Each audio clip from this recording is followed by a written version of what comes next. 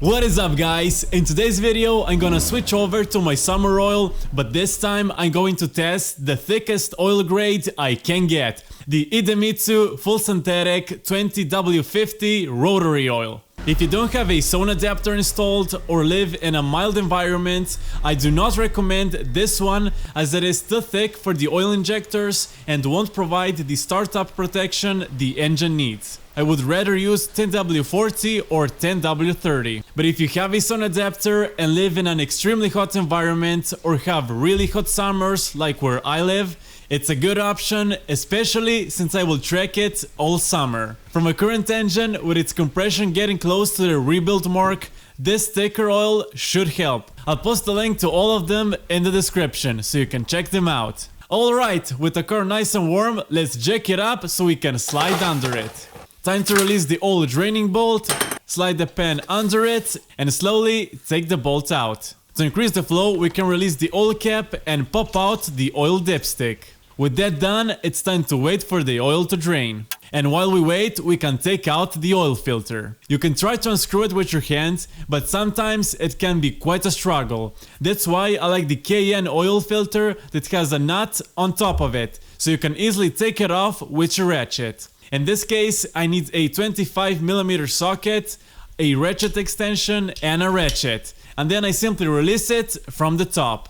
And here we go. I've been using this KN oil filter since I bought my Rx8, and so far I love it, especially for the nut that it has on top. I'll post the link to it in the description if you're interested. Time to oil up the bottom of my new oil filter so it'll come out nice and easily.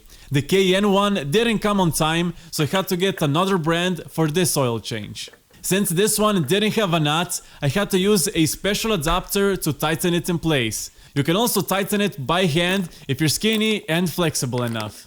The oil dipstick goes back in, like this. Now we can take away the drain pan, clean the drain area and tighten back the nut with a new washer on it. And now it's finally time to pour in the new oil. Compared to my previous oil change, I can definitely see the difference in thickness as this oil fills the funnel right away and the previous 10W30 drained right in. Time to check the oil level and it's a bit under the full mark. Excellent, here's where we stop pouring it in. Time to screw back the oil cap, put down the car and go for a ride to see how it feels. Let's see how the startup feels. Can't really tell the difference, same as before in my opinion. Driving the car feels pretty normal. I see oil pressure has increased a bit, but other than that, no noticeable performance change. I guess the real gain from this oil will be this summer when I'll go drifting, cause boy oh boy was my Rx8 hot on the last track day. Also, I'll see how my Rx8 behaves with this oil and give some feedback before my next oil change. If any of you guys use this oil, let me know your experience in the comments below.